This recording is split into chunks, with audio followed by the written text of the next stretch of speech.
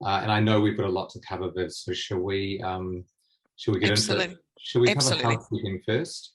And I'm sure you guys are all familiar with Zoom, probably been using it the last couple of years, especially hard. You can see some tips on how to use it on this slide.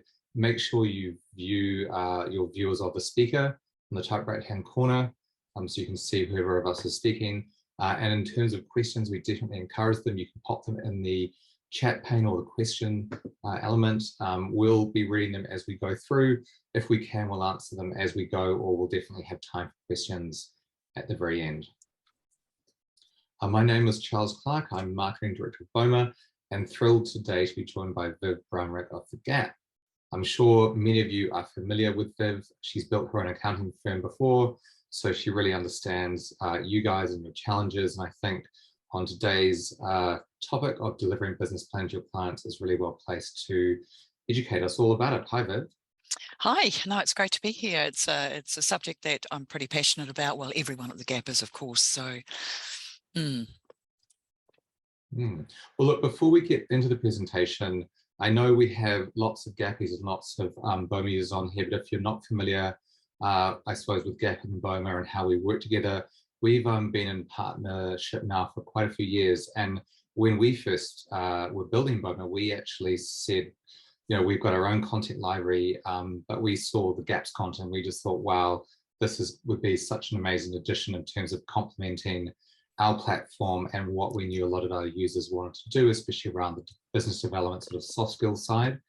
So, I mean, we like to think that BOMA and the Gap together enable you to work smarter, not necessarily harder, and sort of combined, it's a bit of a virtual marketing campaign in a box. We're all about helping you be more efficient and more effective with your time, build those close relationships with your clients, promote and offer your services to help support them and obviously drive growth, and hopefully bring in some new leads when you go through that prospecting phase as well.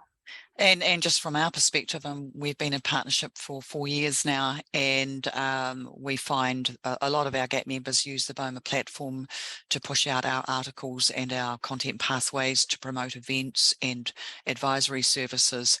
And it's a very flexible platform, and you can change up the images and, you know, change up the text a little bit so that you won't get punished from an SEO perspective. So it's pretty great platform. Yeah. Oh, thanks, Viv. And I love this quote that you suggested we use from the book Le Petit Prince, or the Little Prince. And I thought, actually, how fantastic sort of to hold that in your mind as we go through this, because obviously for your clients, that's really what they're wanting for you, is to kind of, how am I going to do some planning and then put it into my business? And yeah, so was there a reason why you chose this one, Viv? Or was it well, I think yeah, absolutely. People talk about having goals, and then you ask them, okay, so are they written down somewhere? And they might be.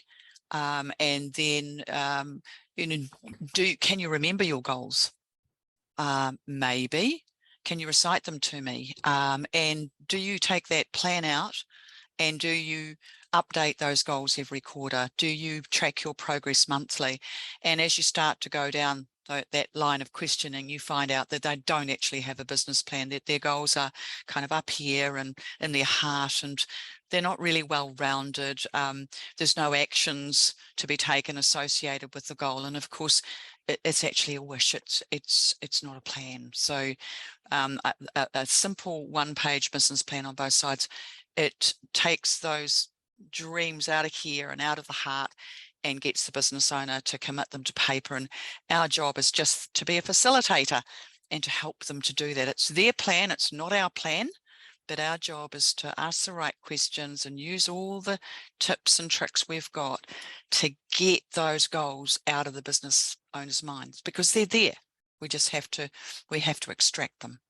So yeah, and so with that in mind, I'll crack in. What we're going to cover this morning is understanding the planning process, and that's kind of the science, and the Gap very much covers the science. The importance of your clients doing some heavy lifting and doing some pre-work before that planning session, that really sets you up for success, and it sets them up for success as well. We'll go into a little bit more of that shortly.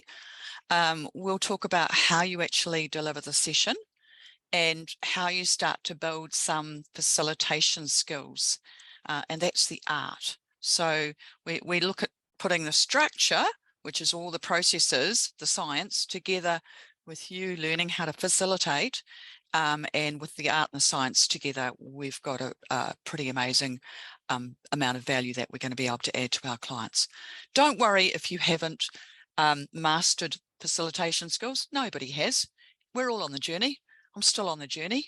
If the journey's that big, I'm probably there. So there's no such thing as perfection in business advisory, which is great. And from that perspective, I actually think it's easier than compliance. Knowing how to leverage your return with a good system, and just touching on marketing very much around the articles and content that we produce and load up to the BOMA platform.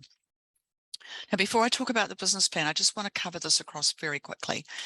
At the Gap, we call these 3 essential services, the 3 essential tools that every real business deserves. So we're talking about real businesses.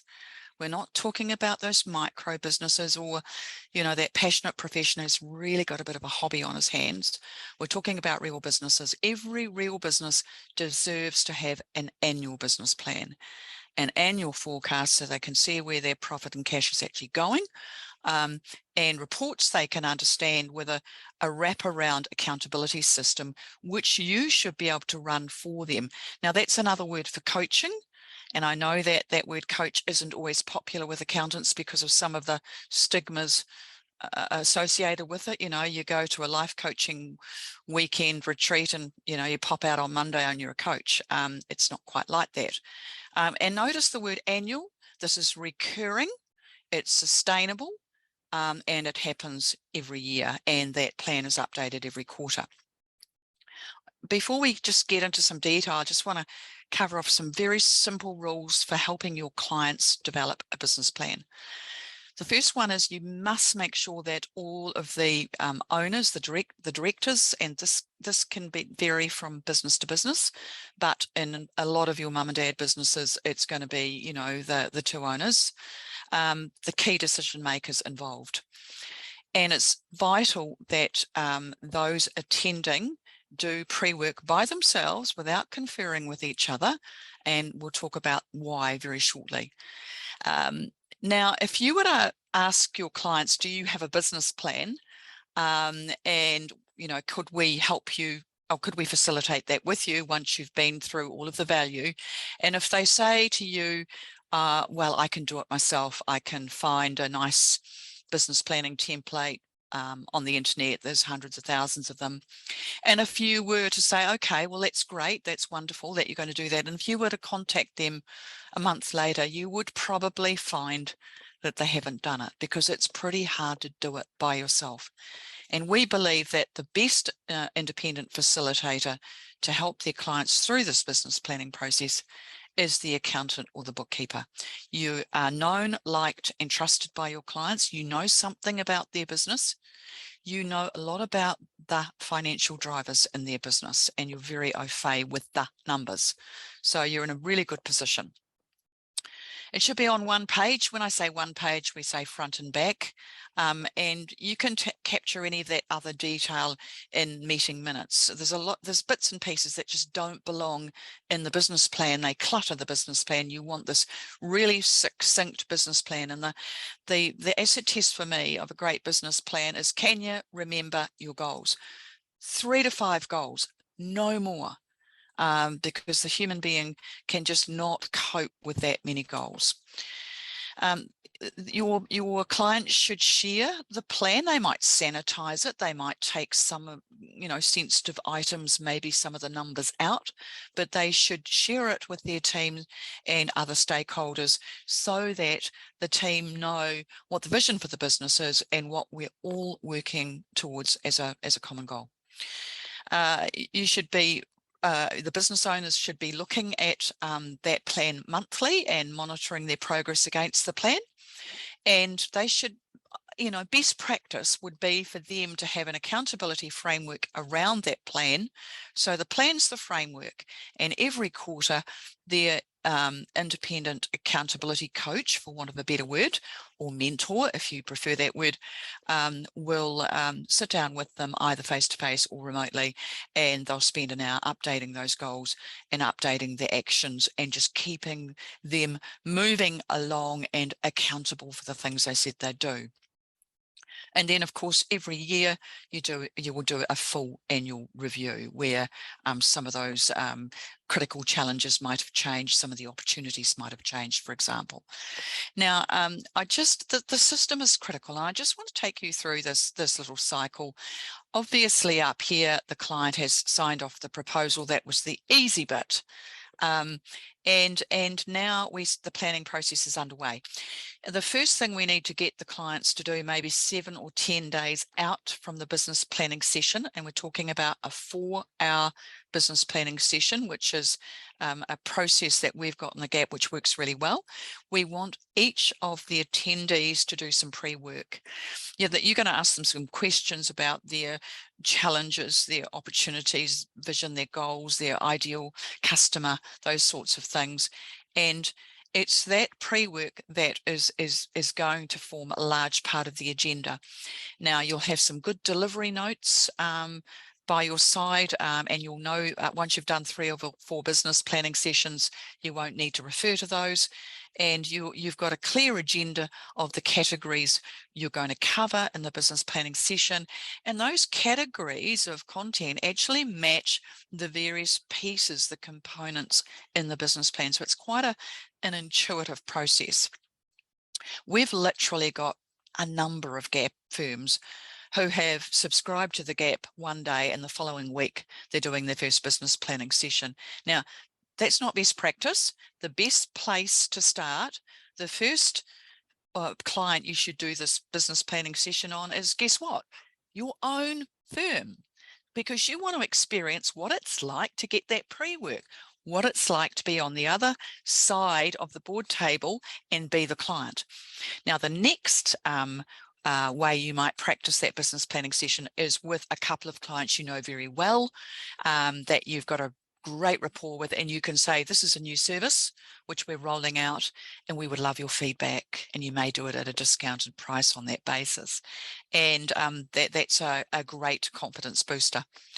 So you get into the planning session itself for roughly 4 hours, and you work through the elements of the business plan. They get the business plan emailed to them pretty much before they leave, and the minutes, and they've made a commitment to do these actions that are going to take them closer towards their 90-day goals, which will take them closer towards their annual goals. And then it's over to them to implement. But hopefully we get the opportunity to actually wrap in a quarterly accountability session around this business planning platform, so that we can check in every quarter. They'll do some pre-work, and we'll help them refresh the plan, reset the goals, tick off the actions they've done, and set down new actions that they're going to take. So to keep the whole thing alive, it's not something that goes in the bottom drawer, it's live and it's fluid. So I said before that pre-work is absolutely essential, and it is. And a little thing you might want to write down is that you should actually consider your client doing pre-work for any meeting, whether it's an annual accounts review meeting, whether it's a coaching session, whether it's a quick meeting to go over the management reports. You'll just get a better meeting. You've got a better understanding. Now, the great thing about pre-work is, particularly in a business planning session where you may have 2 or 3 owners, you're going to get different viewpoints on where the business is headed and what is possible and what the risks in the business are.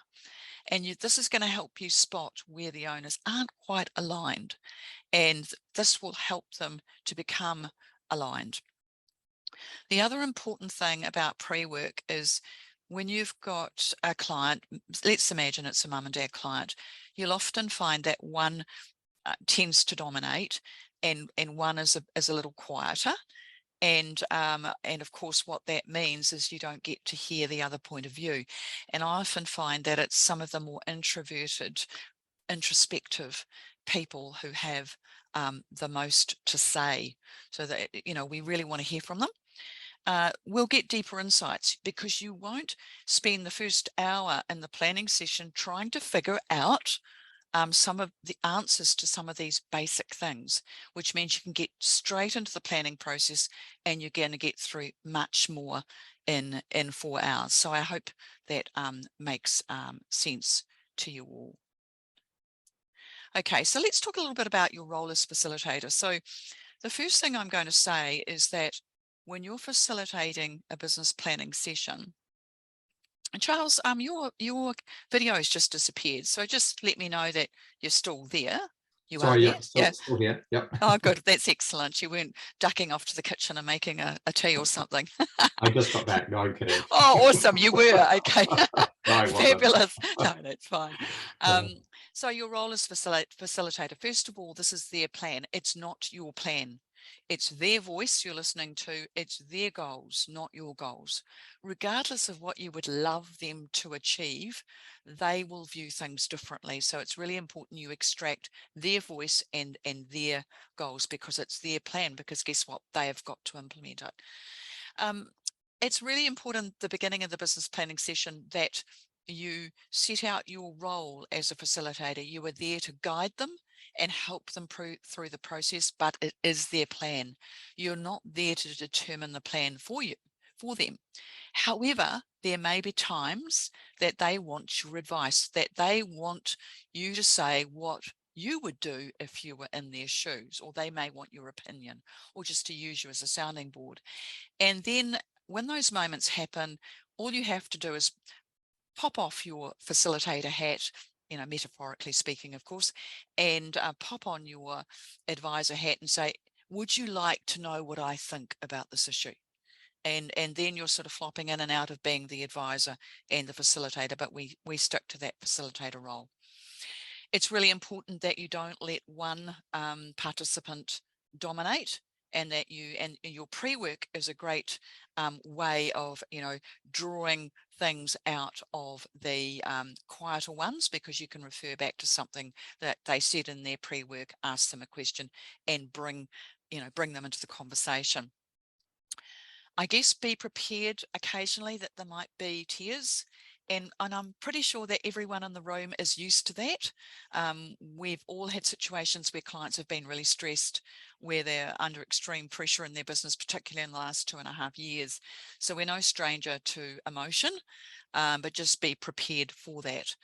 And so now I'm just going to go into a few more facilitation skills. Now, we call this at the Gap, we call this the five-star coaching, which is really quite funny because there aren't 5 stars here. I keep pointing this out to Mark and he just laughs. There's 1 star, but there are 5 points to the star. So the first thing I want you to think about is this point here, synergize. And I know that, it's a bit of a corny word, isn't it? But it's so true in terms of, you know, the skill that you bring to a business planning session and the skill that the client brings. You bring the financial awareness skill, you're aware of their business, you know them, you've seen other businesses, you've gone through this planning process with other clients before. Once you've done 2 or 3, you only have to do 3 business planning sessions to be an expert. The client, however, has the technical brilliance on the business in the room. They understand how the business operates. They understand what's under the hood. So your knowledge and expertise plus their knowledge and expertise together is pretty powerful.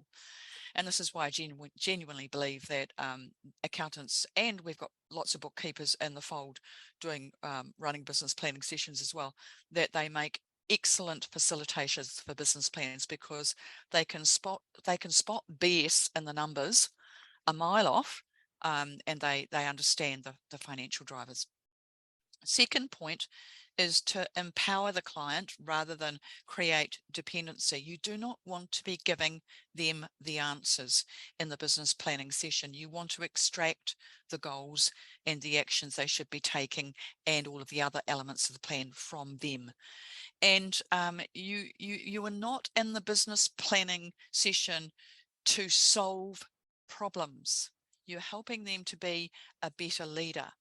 The business plan is about setting some goals and the actions that are going to take them closer towards that goal. It's not about being the expert and actually providing solutions to deep problems in the facilitation itself. The third pointy bit of the star is accountability. When you tell clients what to do, when you give advice, it doesn't guarantee action.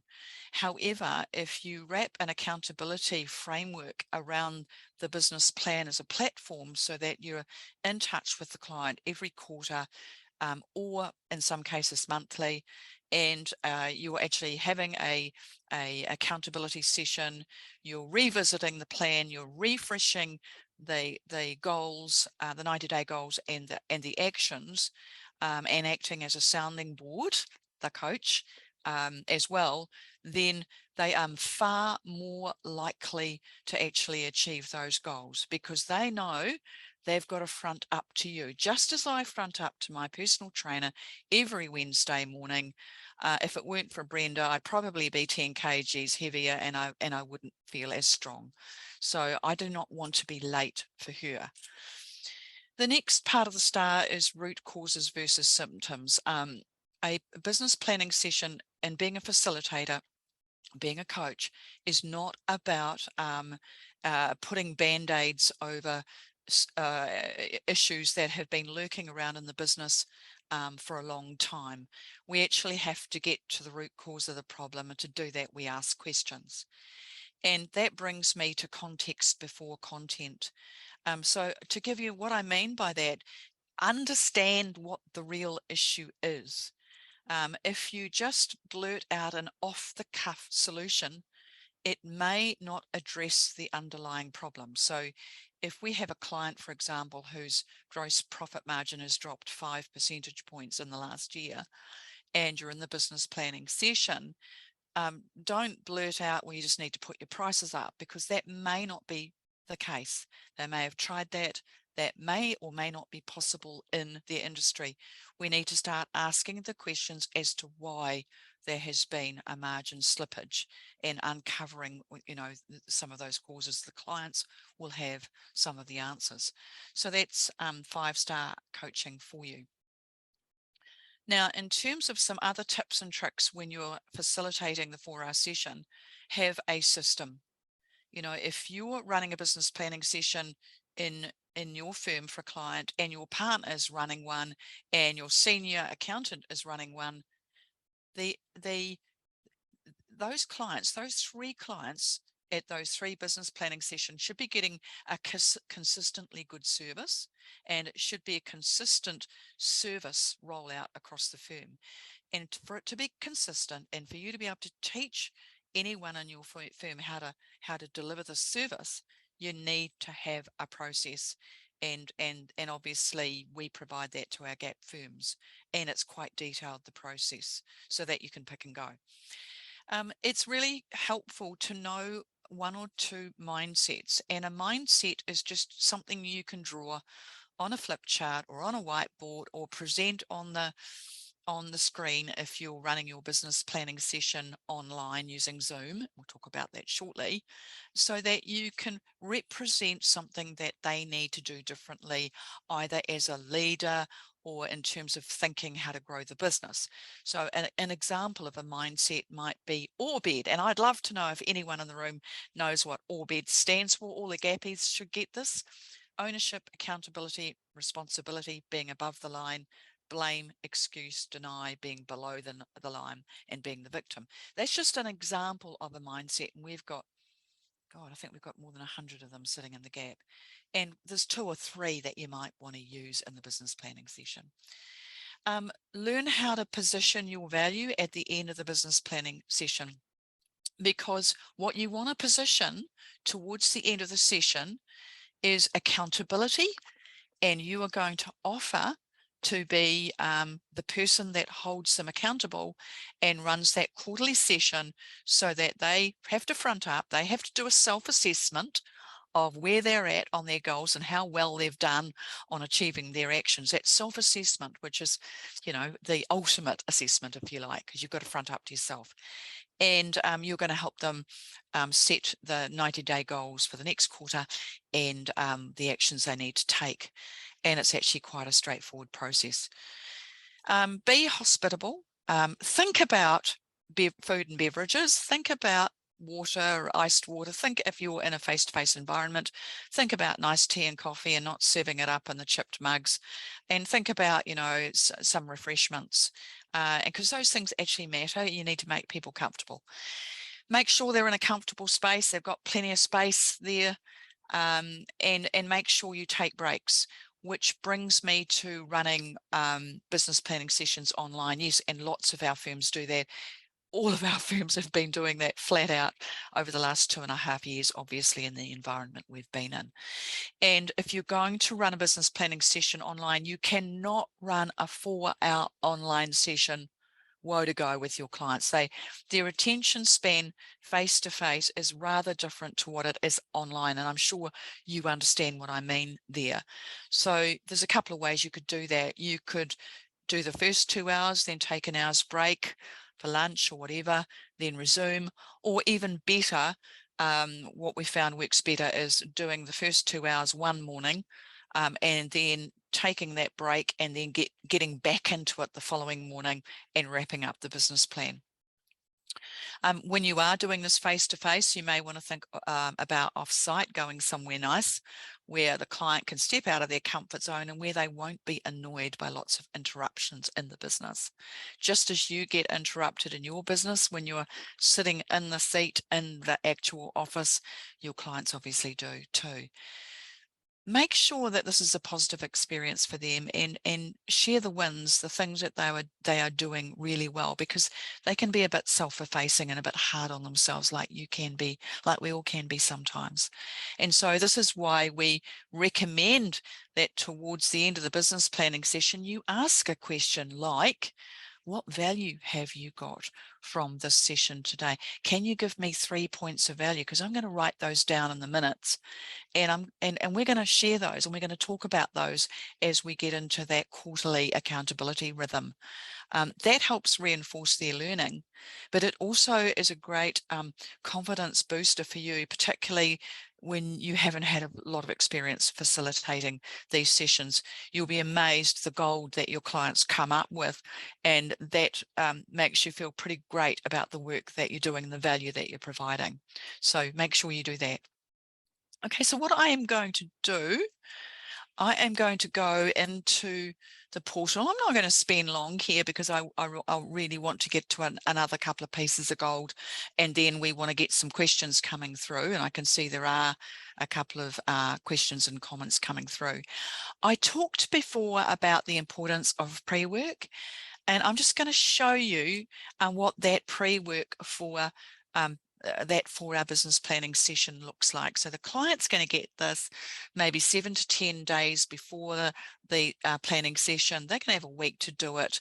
Nice email to go. This is electronic, so this will go off to them by email, and they'll complete it, and it will turn up in your inbox.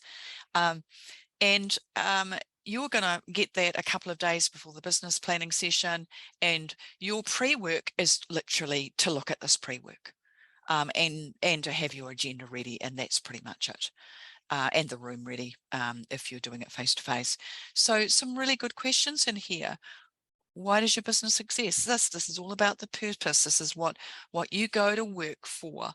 What do you do that's different to the competition? A couple of questions around the vision for the business. So trying to get them to have that wide open space and that kind of blue sky thinking. A little bit about the values that are important to them in the business. Now, this is not a core values session per se. It's a very chopped down version of that, but there's an opportunity for you to provide that as a service later on, perhaps. A little bit about their customers, the biggest opportunities in your business. And here's a facilitation tip right now. And it's all about how you ask questions. If you ask someone, what are the 3 biggest opportunities in your business right now? Guess what? Most of the time, people would put 3 in. If you ask for 5, they'll ask for 5. So it's don't ask for 500, please. Never do that in your pre-work. Keep it really simple. But it's a really good facilitation tip. A little bit about the things that their business is vulnerable to, and here's some important family questions. What challenges do you have meeting the needs and wishes of your family, your personal life, your business? Because that's where the conflict often comes in the business. You know, somebody is suffering, the business is suffering, or more likely the family is suffering because I don't have time freedom and I've actually got nothing left for myself.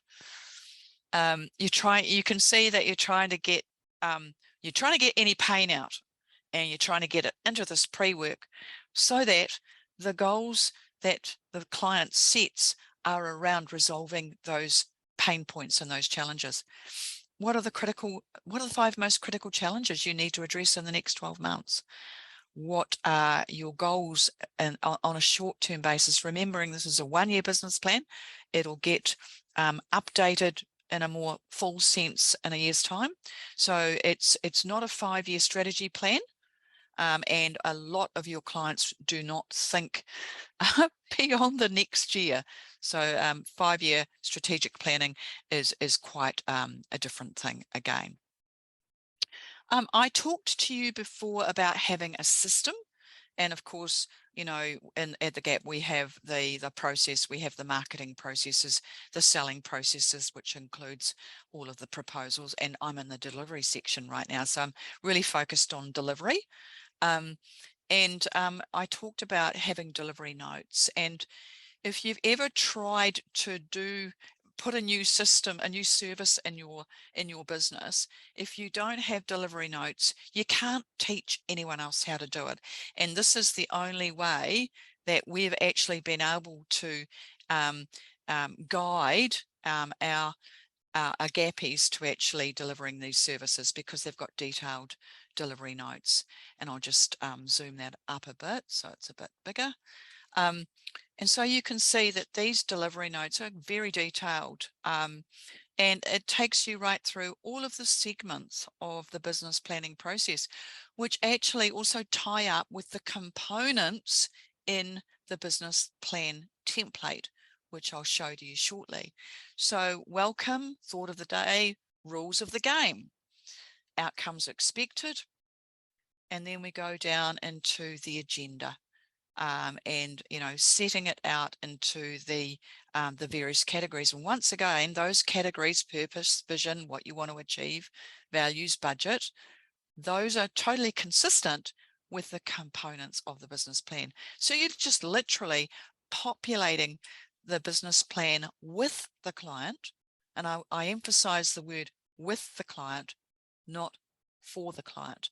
So best practice, if you're face-to-face, you're in a nice room somewhere, whether it's your boardroom, whether it's offsite, and you've got a TV up on the wall, you've got your laptop, you've opened the business planning template and the minutes template, you've got your delivery notes. Your client doesn't need to see those. Those are yours.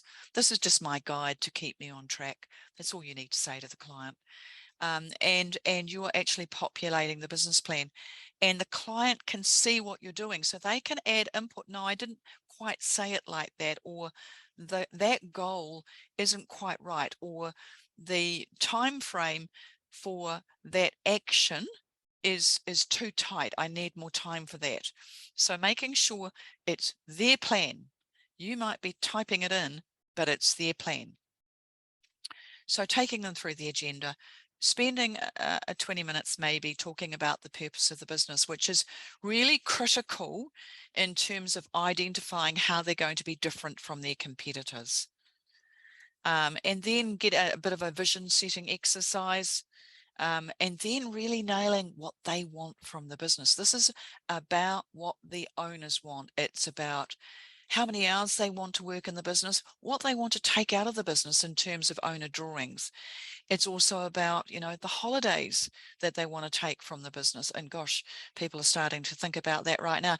Is anyone going to stay home in New Zealand in June and July? That's a question I've got for you, Charles, because everyone seems to be hankering to head off to Europe. Not if we can help it. My wife is English and she heads over next week. So everyone's getting out if they can. Yeah, totally. I totally agree.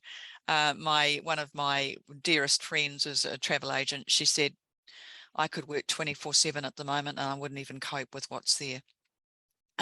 Bit of a values session. This is not a core values session. It's more just what are the key values of the business. Bottom up budget, where you're going to start with the bottom line, the profit, which is what they want to achieve from the business, which gives them the drawings they want from the business. And then you're going to layer the fixed cost on top of that, and then the margin, knowing the margin percentage and the revenue that's required to achieve that margin. And then of course there's a reality check. If that's a big increase from the previous year, is that actually achievable? So these will be simple exercises that accountants are great at, but things that your clients will not have done before necessarily. Well, many of them won't have. A bit of a session, short session on the 3 to 5, no more than 5, ideally less. The key performance indicators that are really driving business performance, because they're going to feature in the plan. Ideal customer and the value prop for that ideal customer, and opportunities and vulnerabilities. Most critical challenge, the one most critical challenge in the business, and it's really good for your owner to focus on one critical challenge rather than 20 of them, because that's pretty depressing. There's usually one that pops to the top. And then we're into the goals. So, and this is where it's really helpful teaching your clients how to set a goal. A goal is not an action. A goal is the rock. Okay, the 90-day goal is the pebble, and the actions are the sand. So really the goals have to be smart, specific, measurable, achievable, relevant, time bound. I think we all know that much. One of your jobs is to help them just get those goals to be a little bit clearer, less fuzzy, more relatable, more specific, and mean something. And then down into the 90-day goals and the 90-day actions, next steps. 3 things of value. This is where you're going to ask, hey, what was great about the session today? And you're going to record those in the minutes. Okay, so when we go back into our delivery section, just 2 more things I want to show you very quickly, and then we'll get into questions. And the first one is, what does a plan look like when you're finished? And of course, here it is. Purpose, vision, what we want to achieve, values, bottom-up budget, KPIs, etc., opportunities, vulnerabilities, most critical challenge, 1-year goals. There's only 3 goals there. There's not 15. 1-year goals, 90-day goals, actions, who's doing what and when. And of course, you will also potentially complete some minutes as you go to record other actions. And this means that we don't lose sight of those little things they need to do that actually don't form part of the business plan. For example, they need to review a specific insurance, for example. And this is where we record the 3 things of value. So that's all I wanted to show you in terms of the systems. We're going to go to questions very shortly. I just want to point out the size of the opportunity here. This is a question we asked our GAP firms for a virtual masterclass late last year. And we asked the question, what percentage of your business clients, now real business clients, not those micro businesses, do you think need a business plan? And we had nearly 40% said, well, actually, all of them, which was pretty cool. But even if you nail that back, 23% said somewhere between 26% and 50% of our clients need one. Even the size of the opportunity is so big. Even if you were providing this service to 10% of your clients, that would represent a ton of value that you were providing, and a lot of work for your firm, and very enjoyable, fun, memorable, and meaningful work. In terms of marketing, there's a ton of ways to market these to this service. We can do that off the back of our annual accounts review meeting. We can run a specific review meeting that is free to get down into the problems and challenges and offer this as a service. And I'm just referencing some of the work that the GAP and BOMA have done together. We have multi-channel GAP content ready to go in BOMA, hundreds of articles, content pathways, invites to different seminars and webinars. We have nearly 20 webinar and seminar kits sitting in the portal, everything from a webinar or seminar on Know Your Numbers, and a lot of these events actually position business planning as being one of the most essential tools in any business. And it's education marketing. It's a really lovely, soft, gentle way to sell. You're actually giving away value before you extract it. And so ongoing communications also to nurture those business planning leads, rather than just going out there and throwing a proposal out there. That will not work. Now we're going to go to questions, and there's an exit survey I think at the back of the webinar, and so before you exit, please make sure you fill it in. We love to get your feedback. We got some great feedback from this afternoon session for New Zealand and Australia, so we'd love your feedback there in the UK. By all means, take a trial of BOMA or the GAP, or book some time with one of our people. If you're a GAP firm out there and you subscribe to BOMA, and obviously you subscribe to the GAP, make sure you are accessing our premium content library, which sits in the BOMA platform. These are all the articles, etc., that I've talked about, all the invites to events, and a truckload of content pathways. So if you're not accessing that, reach out to us at the GAP, to your member success specialist. That's Deb's over in the UK, Debbie Spooner, and make sure you get the unlock code for our premium content. So I've just done, that's a whirlwind tour of business planning, but honestly, it's enough to get people started. Look, I think that's very much the same. A good place to start, especially in our questions. I mean, we've only got 2 at the moment, so if anyone has a question they'd like to ask, just pop it in the chat or the Q&A box. And this one, Viv, is how do you move from offering a one-off planning session for a client to making it a regular event? Yeah, no, that's a great question. And that is the $64,000 question, oh, £64,000 question, sorry. Okay, so, and the first thing I'm going to say is that when you get your client, and it's called assumptive marketing, and Charles, you know what I mean here, but when you get your client across the line on business planning, you need to start talking about accountability well before you try to sell them that accountability. Well before, you know, when they're in the buying process of signing off the proposal, you need to start talking about, and in the business planning session and towards a business planning session, I'm going to position with you the importance of having somebody to hold you to account. And so they're used to you talking about accountability. And so that when you get towards the end of that business planning session and you ask the question, because the facilitator, the coach, asks, doesn't tell. You're not going to tell them that they need accountability or they need to hire you as their coach to help them update this plan every quarter. You're just going to ask the question, who's going to make sure that this plan stays alive? Who is going to make sure you get things done on time? Who will that person be? Now, they might say that it's going to be their spouse, their husband or wife. Well, we both know that that doesn't work very well. That's soft coaching, or it can be hard coaching, but it's not necessarily effective coaching. And so that's where you really start to position that they will get more done. They will achieve their goals better and faster if they've got somebody looking over their shoulder, checking in with them every quarter, asking them those tough questions before the coaching session, asking them to self-assess on how well they've done. Out of 5 stars, how do you rate your progress towards achieving your goals? That's one of the questions you'll ask before that accountability session.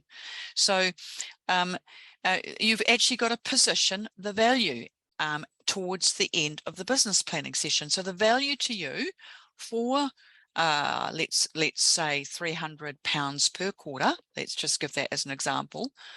We will sit down for an hour every quarter. In advance of that, you're going to be sent some pre-work from me. You're going to be asked some questions in terms of what you've done, what you haven't done. You're going to self-assess how you're going, and you're going to also raise any current problems or challenges or opportunities you've got, because we may want to tweak some of those goals. And we're going to have the numbers there, and the numbers aren't going to lie. And we're going to make sure that you stay true to your goals. And the value to you is that you will achieve your goals better and faster. If you go it alone, it may not happen. In fact, it most likely won't. Now, that's the positioning. You're positioning the value there, and then you've got to state your price and shut up, zip it up, and wait for any price objections. What you could do also is offer a guarantee. And when I say a guarantee, you're guaranteeing the value in the coaching session on the day. You're not guaranteeing their ability to implement what they said they would do.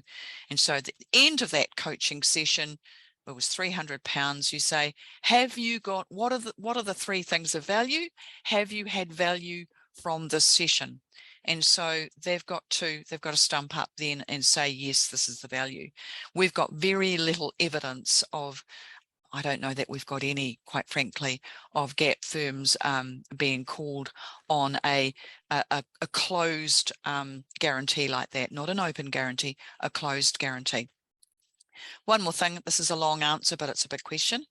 Let's imagine your client says to you, well, thank you very much, but I'm going to get my wife to be my accountability coach, which sounds pretty dreadful to me, but never mind. Then you say, look, it's fantastic that you're moving forward. You've got a plan, you're moving forward. I'd love to check in with you in a couple of months and see how you're going. Is that okay? I'll just give you a call. Of course, that's fine. And when you check in, you're going to ask, how's it going? How's progress going towards your goals? Are you knocking some of those actions off? And are you refreshing the goals in the business plan? And this is your opportunity to get back in there, because a large proportion of the time when clients are left to their own devices to DIY, it frankly just doesn't happen. So I hope I've given you some tips there. I can see a couple more things have come through. So very, very quickly, I'll ask this question first, and we'll just wrap up with the last one. So how much hand-holding does the GAP do in getting this process going? Do they hold us accountable with personal meetings, or is the onus on the business owner to make it work for themselves? Well, I think we have an extraordinarily high level of support. Debbie Spooner over in the UK is our member success specialist. We have another 4 dotted around New Zealand, Australia. And so there's an initial immediate sort of pretty much immediate onboarding process. And then there's a 1-month support session. And where you set some goals with your member success specialist. We then that slips into a quarterly and 6-monthly rhythm. However, we run workshops, face-to-face workshops. We also run free virtual masterclasses every quarter. We do monthly training sprints, which the MS member success team run. Frankly, our level of support is world-class. And yes, I am blowing our trumpet there, because we've done quite a bit of competitor analysis on that. And yeah, I don't know if Debs is online, but if you are, Debs, send something through. But we do provide a tremendous amount of support. Yeah. Fantastic. And then just the last one was, should I be running these sessions on my own, or maybe with a colleague to help facilitate and or take notes? Okay, it's a great question. First of all, you don't need another colleague in the room. The only reason you would have another colleague in the room, because that's expensive, you've got two expensive people sitting in the room at the same time, and there's a maximum value you can charge for a business planning session. So the only reason you'd have a colleague in the room would be because you are doing some buddy learning. And so it may be that you're teaching somebody else in the firm how to facilitate a business planning session. And so you're buddying up so they can sit there as an observer, take some notes, and really see what the session's like in a live format. But other than that, there wouldn't be a specific need to do that, no. Fantastic. Well, look, I think we've just gone over time with some really good questions to round it off. So Viv, thanks so much, and thank you to everyone else for joining us early in your morning, and we'll send a recording out tomorrow. So again, you can share it with any team members who maybe didn't get on, and we'll also send out more information about how you can give BOMA and the GAP a go. Thanks so much, Viv. Oh, thank you. And thank you everyone for coming online this morning. You have a brilliant day. I hope it's a beautiful day over there, and we'll talk soon.